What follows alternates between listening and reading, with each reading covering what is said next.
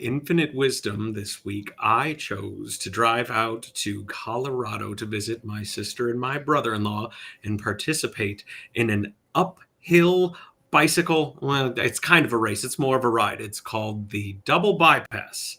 And it turns out that St. Louis, being at 800 feet above sea level, and Colorado being at 5,000 feet above sea level, there's some acclimation that needs to take place before you sit on a bicycle for 4 hours and just ride higher and higher into the atmosphere.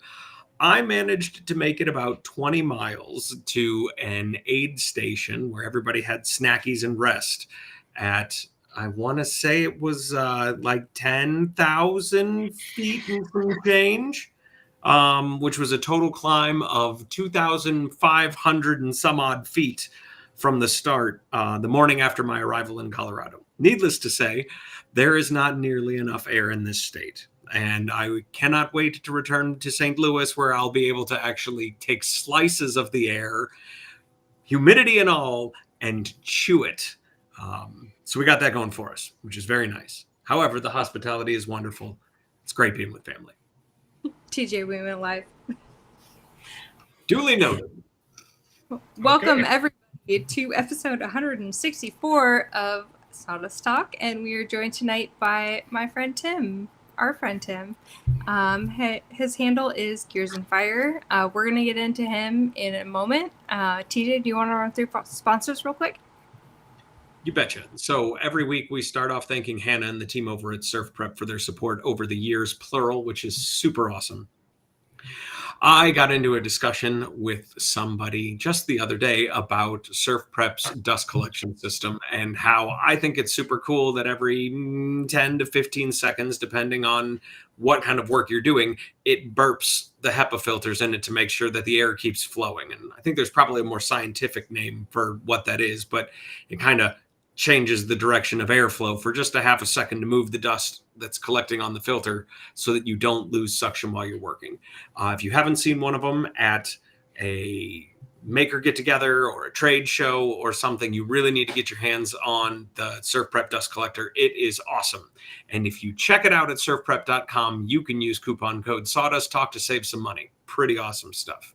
Also, there is Sawdust Talk merchandise over at kcbombshell.com. You may get distracted by some pretty cool Tattoo Flash-inspired scroll saw art, which is worthy of a gander, but let me tell you, nothing says a solid night's sleep like cuddling up in a luscious Sawdust Talk merch shirt, which you can get at KC Bombshell. Let's talk a little bit about Makers for St. Jude. We have 2.5 weeks left in the month of July for participation in the spring-summer Maker Push for Makers of St. Jude. We've partnered with Makers for St. Jude for the last 3 years now, or this is year 3, to take goods that are made in the maker community and raffle them off, and the original proceeds from those raffle tickets sold go straight to fighting childhood cancer. It's a situation that nobody wants to see any family in, and we as makers can do some really cool stuff with the really cool things that we make for a really cool charity. So if you want to get involved, reach out to Mike over at Makers for St. Jude, or Woodworker versus Cancer, or me at TJT Workshop, or Jessie at Building Jessie, and we'll get you squared away. We'll help you get your posting put together. We'll help you get your raffle put together. And if you need help actually doing the drawing, because maybe for some reason making a list of names and spinning the wheel seems overwhelming, don't let it be. We can help. That's Makers for St. Jude. And I guess lastly, there's a Patreon for this channel. For as little as $5 a month, a little bit less than a grande latte, you could help Jessie and I make it to co-ed events that involve other makers, like Maker Camp in upstate New York, which we'll be talking about here in the not too distant future. We also are going to be at Texas Woodworking Festival, right, Jessie? Is that right? Yes, sir. Festival, Texas Woodworking Festival.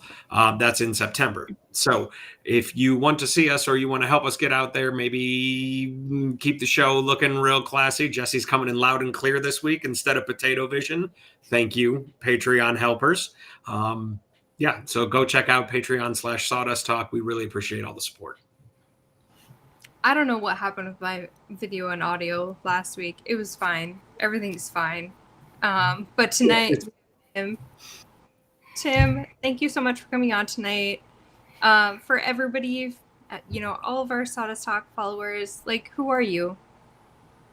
Who am I? That's something I'm trying to figure out for the better part of my life. I don't know. I'm an engineer in my 9 to 5. I'm a dad. I'm a maker. So there's at the end of the day, I'm just kind of a dork, but that's okay because my kids keep me humble and happy, and that's all that matters. We love that. All I'm You and I, saying is anybody with a Fujiwara tofu poster in his background is a friend of mine. Dude, that's awesome. Yeah, I picked it up back in March, and I still loved it immediately as soon as I picked it up. That Oh, it's so cool. Absolutely love that anime. If you're not familiar with Initial D, check it out. It's all about racing and mountain drifting and cars and fun stuff. So definitely get into that. But yeah, that was my foray into the anime world, not including the 1988 Robotech. But I'm dating myself, so continue with something else. So I have seen in your Instagram portfolio a couple of really unique CNC pieces. Is that a machine that you are borrowing for someone, or is that living in your shop in the deepest, darkest corner? It's actually Betty is sitting right next to me, and she's uh, currently a retainer for things after a convention right now. But um, when I first got into CNC was actually when I was going to school for mechanical design. We had a big 4x8 CNC, and like, wow, that's really fancy. I'll never be able to have one of those. And then fast forward a little bit to a previous employer. They had a CNC, and I was taught how to use that one. So I'm like, okay, this is starting to make a little bit more sense. Fast forward a few more years, and a buddy of mine that I went to school with, and I actually went to that employer with, he loaned me his Shaperco. It's just I think it was 31 by 18 is like the half version of what I got now. So that's when I really started like cutting my teeth on like what can I really do with my own borrowed machine. And I made some interesting stuff on that too, but I felt the limitations of the bed size. So then I got Betty here. The reason I call her Betty is my birthday is the same day as Betty White's, and she happened to arrive on my birthday, so it was destiny. Couldn't turn it down. Do But you thank her yeah, for being your friend frequently? what's that? Do you thank her for being your friend? Oh, absolutely. And then my computer is of course Rue. If you follow, I'm getting the whole band back together. So I really hope we got some Golden Girl fans out there that can understand the jokes that will be forthcoming tonight. So now I'll say this for a long time. So I got this in 2021. For a long time, obviously that was the focal point of the stuff that I make, right? Um, but I wasn't afraid to use chisels and that type of and hand tools, because years later I had to make this giant table, which was very heavily focused on mortise and tenon. I really wanted to try that, and what better way to do that than on a very large walnut table that's really expensive. So don't screw it up. I think it turned out very beautifully. I did use the CNC a little bit just to kind of help take off the time with cutting around the mortises. Because why not? I'm an engineer. I'll figure it out. So I did. And then cutting the mortises themselves, I was just very methodical. It was very therapeutic kind of going through the whole process, like taking inches off at a time, making absolutely sure everything is accurate. I scribed it all out as best as I could. And like I said, it fit beautifully. I was very pleased with how it turned out. So that kind of showed me I could go beyond just using the CNC to scrape out some holes and patterns and shapes. So I don't know, definitely a confidence builder. for sure. I mean, what would you say is like your go-to moneymaker on the side of your, corporate job at this point? um Pretty much anything I can get my hands on. Because like right now, I'm building a park bench. It's like it's a memorial park bench for my sister-in-law, whose father passed away back in February, and they want to put this thing on the Ice Age Trail. So like I have all these beautiful walnut, I'm no walnut, ash slabs that are gonna basically just kind of make the whole bench out of sections of that. So that's just again something that I never really would seek out to build. It's just another job that kind of found me. So just like that, and the table or the cutting boards, like I'll take on anything that I'm dumb enough to try. Like I will try anything. It doesn't matter. Um, Recently, I acquired a laser that I still have yet to hook up because I have no time. So I'm really excited to see what I can do with that. But I do have experience with the laser too at one of my previous employers. So adding that into the fray, I think it's going to open up a whole lot of doors. What kind of laser Sure. did you? 100-watt Tech. Yep, That's got some juice, man. She came with the turntable, not turntable, but the rotary, so I can like do glasses and stuff. Oh, Jessie, I'm sorry, I don't have my glass here. I was going to show that off. Dang it. But it also he threw in the chiller too, and like a exhaust fan. He gave me just a screaming deal on it, which I'm very thankful for.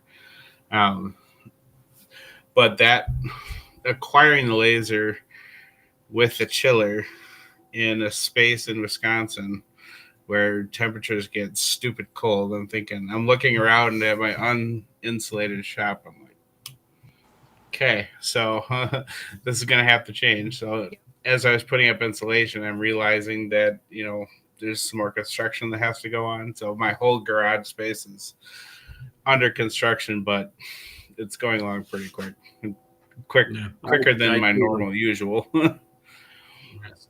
I have been in transition for several months now, is what I've been calling it, because every time I think I'm about to knock a domino down, I keep getting 3 new dominoes to put in between the one that I'm about to knock down. It's been a real exciting process, but it's coming to an end very, very soon, and that's got me real excited. But yeah, that's fantastic. It's all about getting excited about making the tiniest amount of progress, right? Because every step in the right direction is still a step. So, even if it's like just putting some stuff in a box and moving that box elsewhere, you did something and it counts. Oh, yeah. Yep. Like even like when I got 2/3 of the walls on with insulation, I'm standing there mighty proud of myself. And then I can see 17 more things that lie before me. Like, damn it. I got to do this. I got to do that. I got to do that. But that's okay, because I feel a lot better when I identify the things that need to be done. Like, it's what freaks me out. This is what slows me down, is the anxiety of not knowing. I hate not knowing. Like, that's that's where YouTube comes in. That's where the Google food comes in. That's where, friends and makers like you guys come in. Like, how the hell do I do this? This is ridiculous. So like, it's not the tasks ahead of me that freak me out. It's just not knowing. It gets under my skin like you wouldn't believe. Are you going to have to run 220 power to this 100-watt laser and cooler to do all that, or does it just run on good old regular power? That's just a $110, but that's where the rub comes in, because right now my total garage, everything in there, I have maybe 15. That's 15 amps going out to the whole shop. So when I turn on the table saw, my wife knows about it because the lights it's a kind of an older house, and it needs some work. So I have plans for power upgrades, like a lot of things. And when I think I'm going to take care of this major chunk, something else jumps ahead of that, so that gets pushed back. Some of it's financial, some of it's just timing. But like I said, it all started when I was going to make a dining room table, but I have this whole stack of slabs of ash, but I don't know what they look like, and they're all stacked up, horizontally. So it's not like I can just peek under there and take a look at the grain. So then I started hauling them all off the stack. I propped them up, took a picture of it with measurements, flipped it, did the same thing, did that for the whole stack. And eventually the whole stack is now somewhere else. It's not in that stack. And then the whole part of the wall where they used to be is now exposed. So, hey, I could insulate that spot. And I started looking down both sides of the wall. I could insulate that too. And you see where I'm going.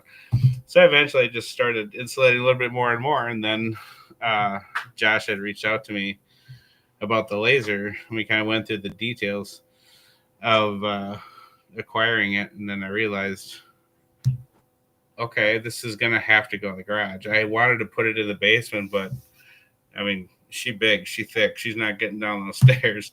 No. Nope. And I did not understand at the time, so like I was foolishly optimistic. Like, I'll just get a buddy. We'll get her down the stairs. She's heavy. So now that it's going in the garage, everything is suddenly more expedited. But that's what we do. So the garage itself was built just before the house in '59.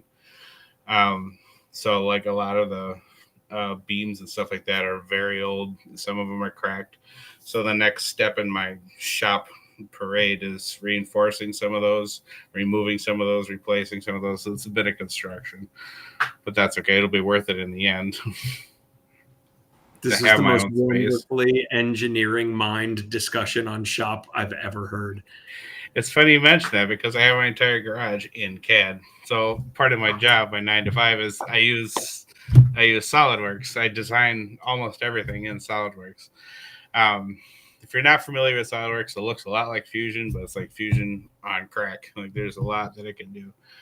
I would love to own my own seat someday, but I currently use the work seat, so it is what it is.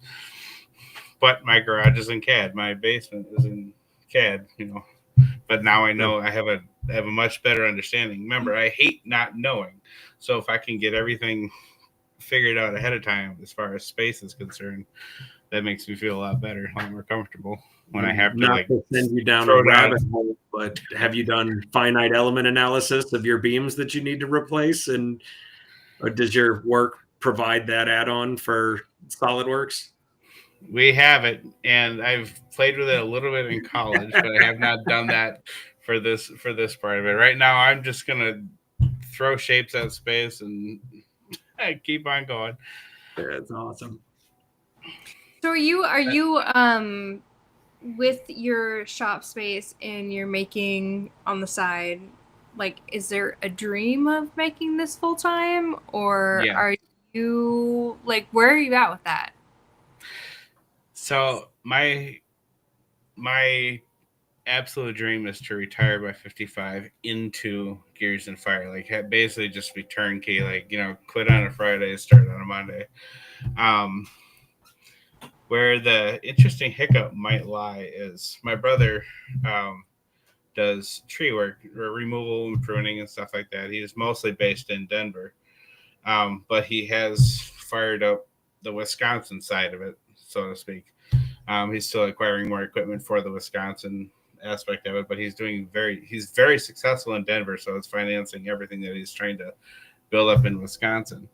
But in Denver, most of the tree work that he's doing is either massive garbage trees like cottonwood or something like that, or all the hardwood trees are a lot smaller because it's mostly like urban stuff, so they don't get too big. Well, the trees he's doing in Wisconsin, they're huge. They're slab and lumber friendly, so to speak. So in Denver, like most of the stuff that he does, it just goes right to the landfill. Like he doesn't have a way of processing it. It's not really conducive to turn into firewood. So it all goes to landfill, but it makes more sense to have kind of like a synergy instead of firewood, just like have a lumber mill in Wisconsin on the Wisconsin side of things. So depending on how that goes, I might just help him stand up the lumber mill side of it. Maybe I'll be doing that as my 9 to 5, which I think would be awesome. I love inventing products. That's what I've been doing since 2011-ish or whatever, when I graduated. I like the engineering and I like the CAD side of it, but I've also done it long enough that it's not like I'm sick of it. I just really want to try something new. And I've always been fascinated with lumber mills. Like we have 2 or 3 around the area that I go to all the time, and I'm just like so fascinated with just like acquiring this natural resource. You know what I mean? And then watching people do so much more with it, whether it's just basic construction or they just do beautiful woodworking with it. So if I can kind of add that synergy between the lumber mill and Robertson Tree Service, as well as lumber mill and Gears and Fire, that's gonna be pretty sweet. That's gonna be a great gig. So somewhere in that direction, that's my North Star. I love that. That's really cool. Can you tell us a little bit about the name Gears and Fire and what it means to you and how you came about picking it? Gears, just because I am a gearhead. I'm an engineer. Like I'm mesmerized by watching things move. Is what I went to school for. And the fire, at the time, I was absolutely captivated with blacksmithing. Like I was really hoping that by this time right now, I would have had a forge in the back of my garage. It's in the plans. It's in the plans. Also in CAD. But that is in my future, is to do the blacksmithing side of it too. Because I can even remember being like 10 years old. My dad would take me and my brother begrudgingly to these folk festivals and log jams and stuff like that. And they would have like the reenactment camps and stuff like that. Where was I? I was glued to the blacksmith. It was so just amazing to watch that guy. Like, I want to do that when I'm older. And in some way, I'm going to be doing blacksmithing when I get older. So it's still there. That dream is still there. Is that how you ended up at Maker Camp? Maker Camp was because of you people. Like, I wanted to meet you guys. And then even like before I got my engineering degree, I had discovered Jimmy DiResta. And shortly before I discovered Jimmy DiResta, I also watched the movie Iron Man in 2008. And there's a scene in that movie where he's doing that calibration, his first suit up, so to speak, when everything's moving. That was a religious moment for me in the movie theater. Like, when I saw them, like, it's so plausible. I can do this. I can figure that out. And then, you know, in some way, I could figure out how to make that suit, right? You know, lofty ambitions. And then somewhere after that, I had discovered, you know, this guy named Jimmy DiResta. And, like, this guy makes anything out of everything. Like, this is insane. Like, I want to know more about that. And then just, like, following Jimmy and then finding the maker community that surrounds him, I found you folks. And then now I go to Maker Camp, and it's the best part of the year. It's better than Christmas. I agree. I think Maker Camp probably is as good, if not better, than Christmas. It's all the best things all happening all at once. Exactly. It doesn't matter if we're getting flooded out or if it's cold as hell. I'm still there. We don't care. We'll be there. Not at all. So Tim, you and I met actually through a different group of friends, kind of in like a private chat. Yep. Not so private, but a group chat. And we kind of got to know each other that way too, which was really fun because, I mean, how long has that chat been going on for? Years? Even like that was going on before I even got in there too. Yeah. at least I want to say at least 5 years. But it's been fun to, you know, I mean, there's the maker community and getting to know people through that stuff, but like getting to know people on like a more personal level, you know, stuff's going on in our life, things are hard, whatever, but also like you're talking about with, you know, getting a new laser, there's always somebody that you can reach out to and say, hey, do you have some insight on this? And there will literally always be somebody there for you. And I love that. 100%. Like everybody in that group chat has been like very compassionate about absolutely everything going on. Whatever you want to put out there, there's interest. There's sincere interest. And I think that's a significant part of the maker community as a whole. Is there's a lot more sincerity and there's a lot less ego. Like, I always tell people, like, the maker community is like the opposite of the gamer community. like it is so much more fulfilling and uplifting. Like people help each other succeed. That's the Oh, coolest thing, you know. I feel that for sure. And then like I think I remember the first time I had met you on Instagram was it was you and I think I don't know if Solo is in there, but like eventually Nap got in there to help you with the laser stuff. This is back like when your The shit heater. show. Yeah, I think it was that. It Like was. the heater went out in your garage or something like that, and we were always worried that like your pets weren't gonna freeze or something along those lines. It's hilarious. Oh my gosh, those guys are crazy. The shit show was fun. That was one of my first experiences, like on a podcast maker live event, whatever. Yep. I mean, solo was always a little harsh for me, but I am still friends with those guys, and I love Matt. I told you that before the show. Yeah, the guy is an absolute laser genius. So Oh, more absolutely. like hands down, I'm gonna be calling that guy for questions about how to get my stuff going. And you have an Yeah, Ohm Tech now too, so I do have an he own tech. will Does he have he an will own tell. tech? Mine's an Ohm Tech. Mine's a 60 watt. Okay. Yeah. Okay. So I Yeah, I can. went like I'm not that smart on that stuff, but I mean, sure. I can share the settings I have from Nap, but you could just talk to him too. Josh actually threw in like a big old keyring of like like the light to dark cut patterns. Like use this speed for this power. It looks like this. This speed for this power. It looks like this. Like I'm excited to learn a lot more about that.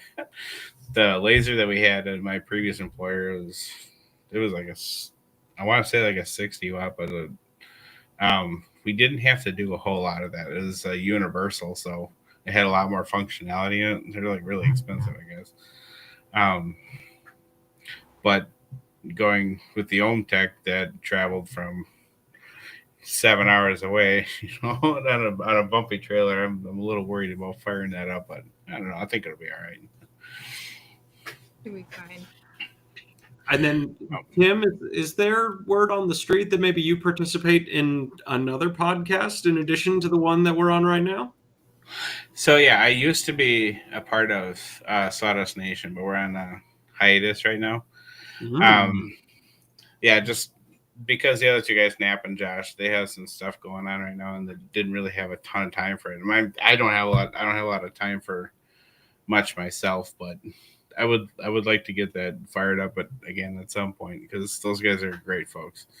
We made it to I think like I don't remember. It's over 200 some. They made it over to 200 some odd episodes. I came in at the end of it, but yeah, genuine group of guys. I do like podcasts. I like listening to podcasts when I'm at work. Um, I think having something to go away from music once in a while just to keep things rolling as I'm drawing and clicking away, and it definitely makes the day go by pretty quick. So plus you learn some stuff. Well, and listening to people that you kind of, I mean, sometimes it's someone you look at to, or it's actually somebody that you want to know more about. And you're like, this is a new person to me. And then maybe for our listeners right now, they'll be like, oh, you do XYZ. And that's really interesting to me. Maybe I should reach out to him. But I mean, that's kind of the point is, introducing people that we know that we think are amazing Totally. to our community. So. Yeah. Like now what else other than the laser stuff, Jesse, what else do you do? What else do I do? Mostly it's been like homesteading. Which So I find that fascinating. yeah. I mean, I definitely when I rebranded as Building Jessie, I was like, this is Jessie in the raw. Like, it's just what I'm doing, and this is what I'm doing. And I had never wanted to niche down into something like, TJ is a wood turner. Like, everybody knows that about TJ. TJ loves wood turning. But when it comes to me, I mean, I build stuff for my house. I do, remodeling stuff. I built stuff for my animals, and that's been fun for me to just be able to kind of like share whatever is going on in the moment. But you never know. I mean, I do have a CNC, I have a laser and stuff too. I don't find myself in the shop as much as I would love to these days, but if need be or project, presents itself, I'm there. So Right. Yeah, I feel that 100% because I mean I was not intending to be retrofitting a garage or even like building garden boxes out of pallets or something like that. Whatever's laying around, it's the homesteading stuff always absolutely fascinates me, and I think that I get that from my dad. He's an old New England guy, so use whatever's around you type mentality. Hell or high water, we'll put this thing together. Yeah, because we have a very project friendly house. It's not a bad house, but it's room for improvements, and a lot of it is, I can understand the gist of what to do. Like we had a basement wall that was kind of caving in.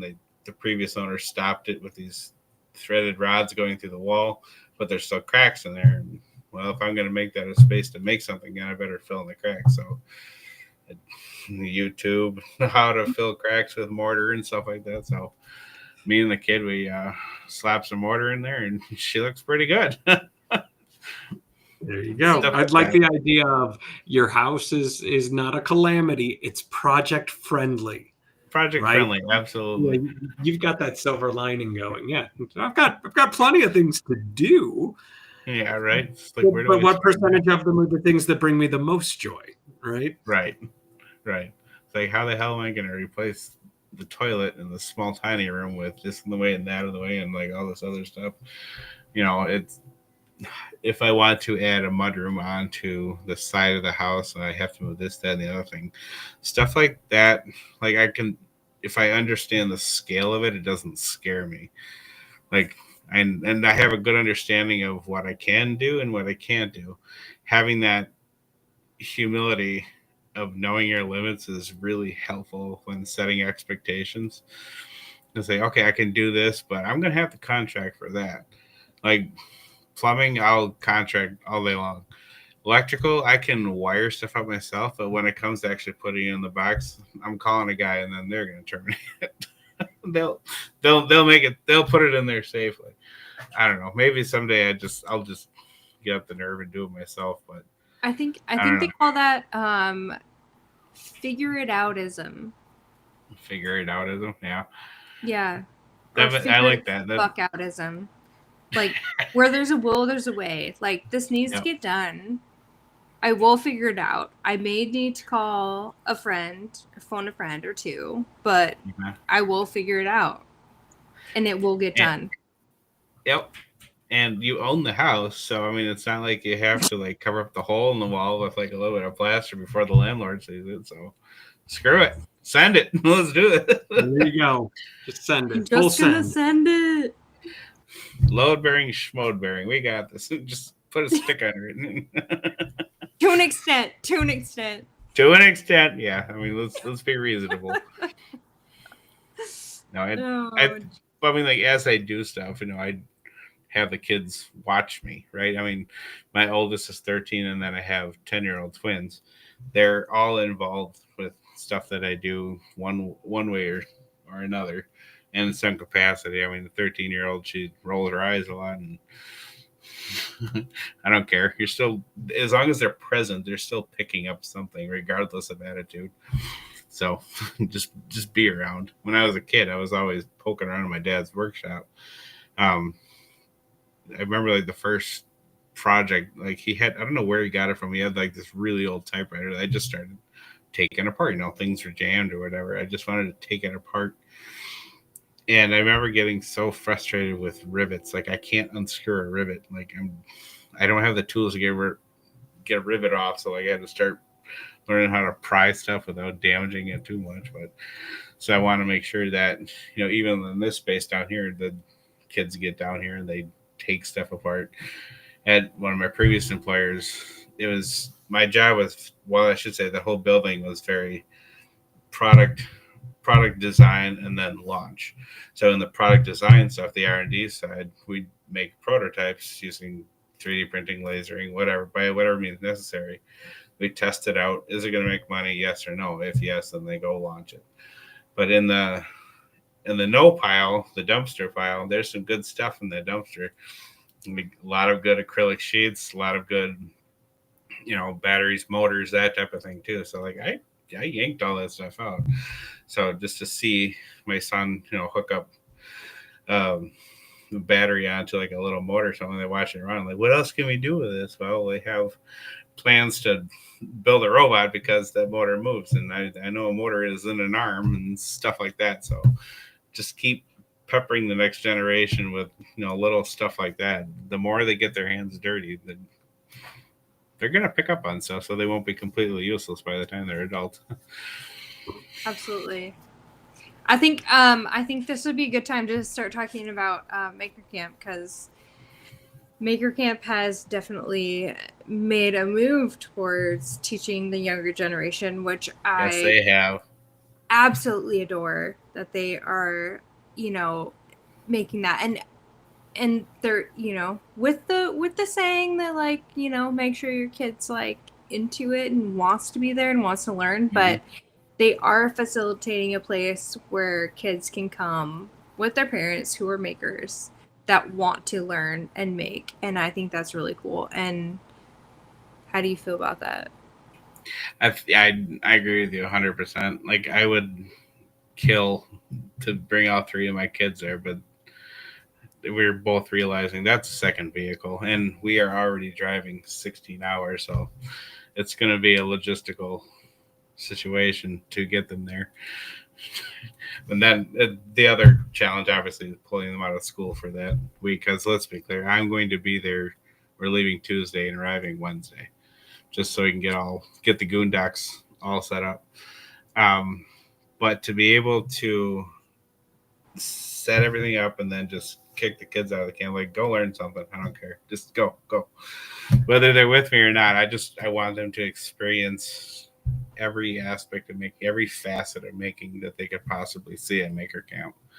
I'm so impressed with what they have on site to support that event. Like, Austin does an amazing job, like, getting that whole place to where it needs to be so that everybody has a good time. Yeah. Let's talk a little bit about the Goondocks and getting that all set up, because I think that Infamous is actually selling it short. You are genuinely famous for a specific event that you participate in over there. Saturday night chili. And whatever chili we have left over. I remember last year. Did you come to the Goondocks, TJ? And maybe some sourdough. I was on the lathe until late in the evening. That was the Saturday night was the night that the bowl flung itself apart, or like a piece of the bowl, and it shot across the Highland woodworking tent. It was a violent and very exciting moment. We gotta use more tape. Keep that guy in there. But no, keep in contact with me. If you're stuck down there next year, we will bring you a bowl of chili. That is awesome. I will hopefully be bringing at least one case of beer from the brewery with me also. So should you choose to indulge, it will be proximal and available. Phenomenal. I think working with Big Bear Metal too, we want to keep the whole beer swap thing going too. So that might be happening at the Goondocks. I'm not really sure. We're still working that out. But that was a really cool event too. It's like everybody just brings 4 random beers, just throw in a cooler, mix it all up, and everybody just grabs 4 random beers. I thought that was so cool. That was yeah, cool. We caught up with Draws a couple of months later, and he loved that. Oh yeah, absolutely. It's that impromptu stuff is what makes Maker Camp really, really, really cool. Like the stuff that's not on the schedule, so to speak. I love that so much. Mm-hmm.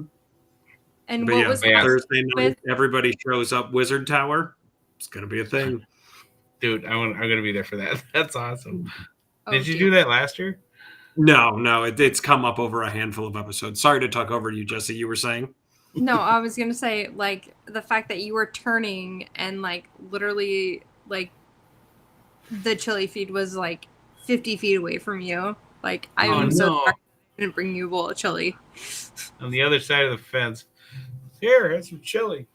Hey, It literally was on the other side of the fence, so, like, It's you the were right thing that there. brings me the most joy, though. So again, like I know that I wasn't present, but I wasn't missing anything. I was having a blast. we Yeah. had we didn't have as many people come up to chili because I have a feeling like the word didn't get out or something else is going on. But we had like an entire thing of chili, and my wife makes amazing chili. That's Yeah, full she did. credit goes to my amazing wife um, for making that. So hopefully she'll be there too, right?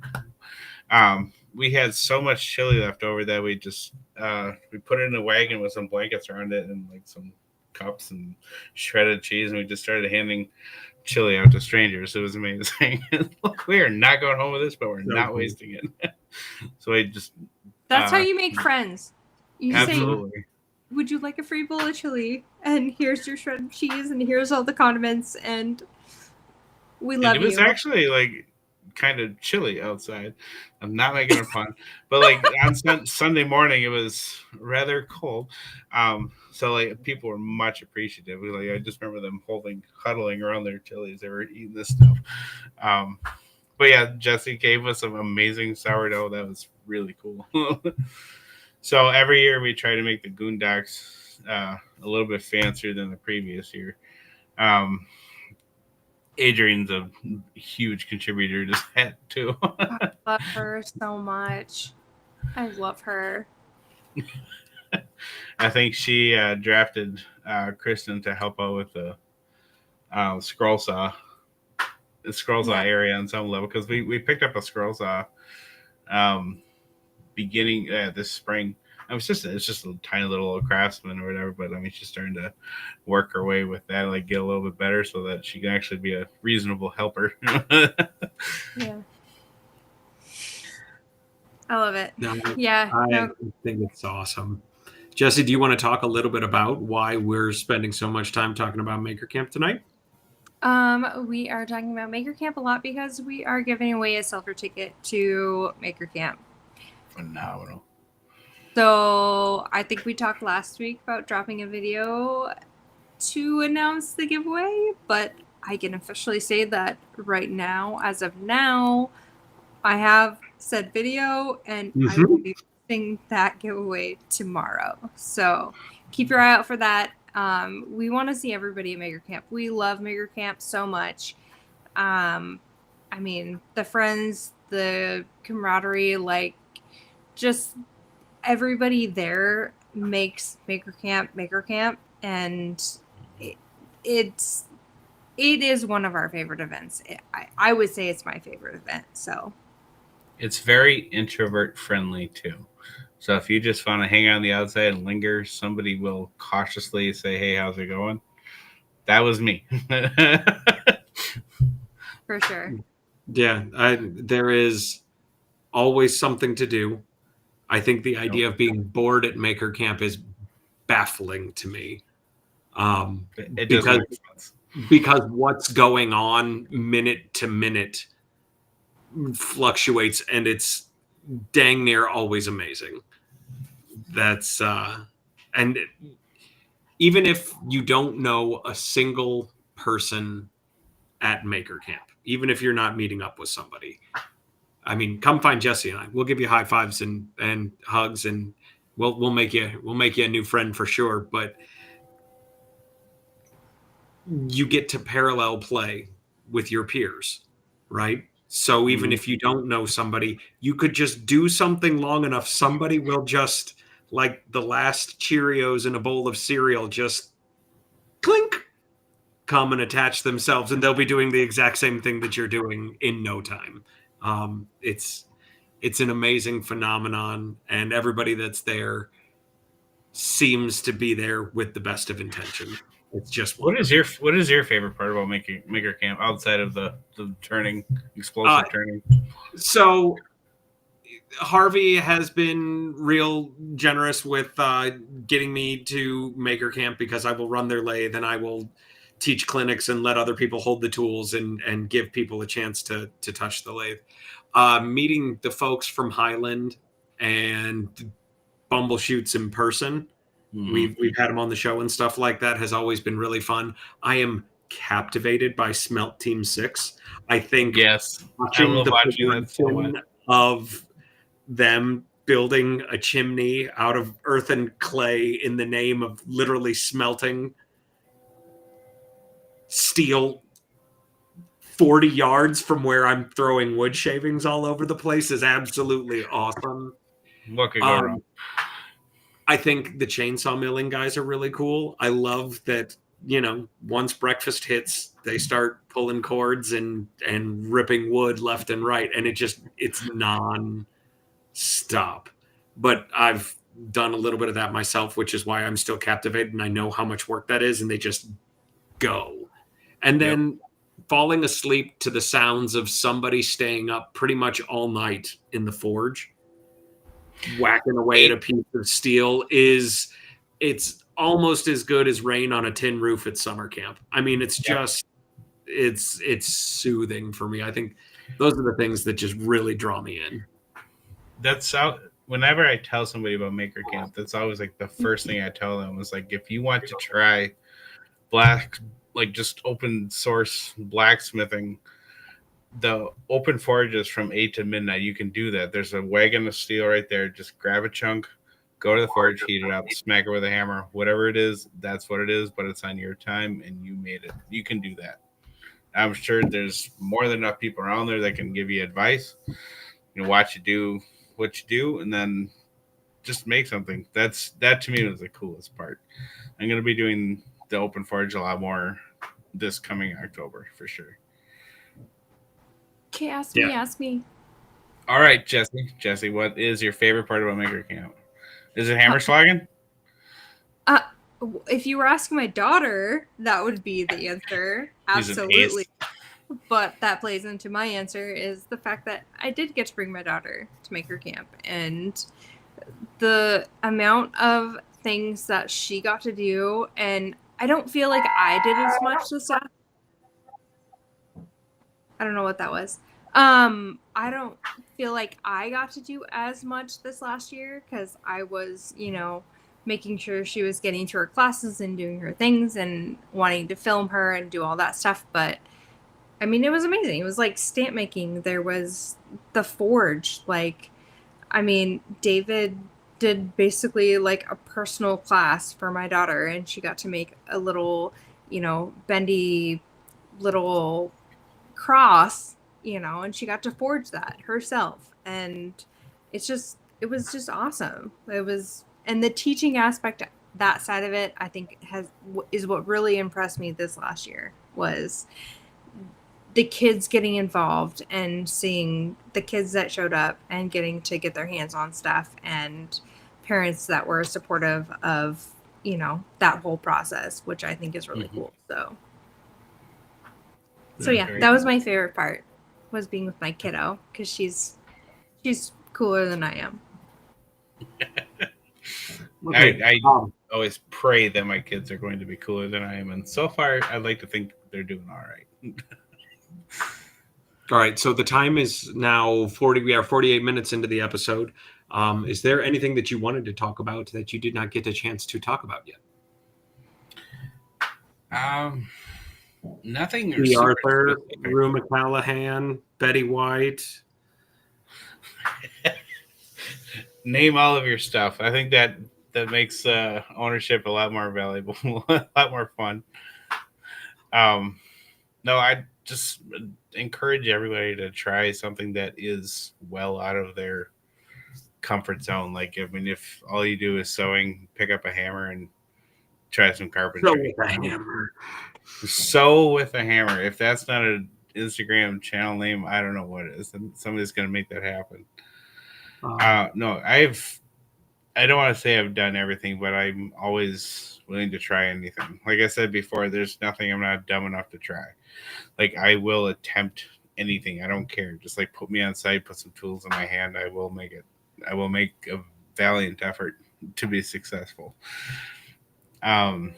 remember when I learned I was a welder for 9 years, but even coming into that, um, I didn't understand welding at all, and then all of a sudden somebody hands me welders and squirt that, squirt that. Oh yeah, don't look into the flash, stuff like that. Is I don't care how I get into the trade or like how I learn the skill. Like I just try everything. You know what I mean? It's just so much to do out there, so much to learn that you're not. If you just stay in your comfort lane, you're not going to see much. Oh, I girl. yeah, like what is something that you haven't tried that you really want to try if you could tomorrow? Right here. Sure. Jay, go. I want to make a rocket engine for a bicycle, like that one crazy guy on YouTube forever ago. There's a couple of different alcohol rockets that can generate enough thrust to push a human on a two-wheeled machine, and pulse rockets. That's what they are. Pulse rockets. I want to make a pulse rocket. And the problem is that the only thing that I lack at this exact point in time to do it is some argon, which is easily acquired, but it's kind of intentional because the probability of me setting myself on fire is high, but that's what you get when you play with pulse rockets. But yeah, that is if I had nothing but time, I would make a pulse rocket vehicle. So that's why they invented backroads at 2 a.m. Make it happen. Mm-hmm. Yeah. But to your point, though, everything in a pulse rocket is a component. You just need to figure out each component at a time. That's why I learned how to build a computer. I just Googled food, everything while I was probably should have been working. But yeah, whatever. Jessie, what about you? I want to build a kitchen table. I have slabs from my grandma's house, and my grandma and grandpa have passed away now, but I have slabs from a tree taken down at their house, and I am scared to death to mess with those slabs or maybe fuck it up. I don't want to mess it up. But yeah, I think that would be like my number one, is that I want to build a kitchen table out of wood from my grandparents' place. That's really cool. That's awesome. So are you going to do like an A-frame, or are you going to do like a trestle style? What are you feeling? I have no idea. I really, really love, I do have a welder, so I would love to do like a metal base. And then just do, a stitch together slab top. But okay, cool. So yeah, complete with bow ties. After I made my table, like I fell in love with bow ties like right away. I think that's the coolest thing in the world. Well, I have some slab stitcher stuff, so I could definitely incorporate that stuff. That's awesome. He's a friend of mine, so you got a guy. He would be a call away. Nice. Okay, so we are at 53 minutes, which means we need to take a lap through our sponsors real quick. One more time. Reader's Digest condensed version. And then, Tim, you're getting your last question for the day. Even though we're getting romantic and waxing poetical already, we're going to save it for the closer. First sponsor that we thank is Hannah and the team over at Surf Prep. I got out the random orbit sander just the other day to knock back a little bit of paint on a weird spot in my deck, and it worked a charm, and it made the least amount of mess possible. If you haven't gotten your hands on one, track them down. If you're shopping at surfprep.com, use coupon code Sawdust Talk. Number 2, Makers for St. Jude. Get involved. Get awesome. Reach out to Mike at Woodworker versus Cancer or at Makers for St. Jude. Learn what we've been talking about every week for 3 years. It's the coolest thing to be a part of.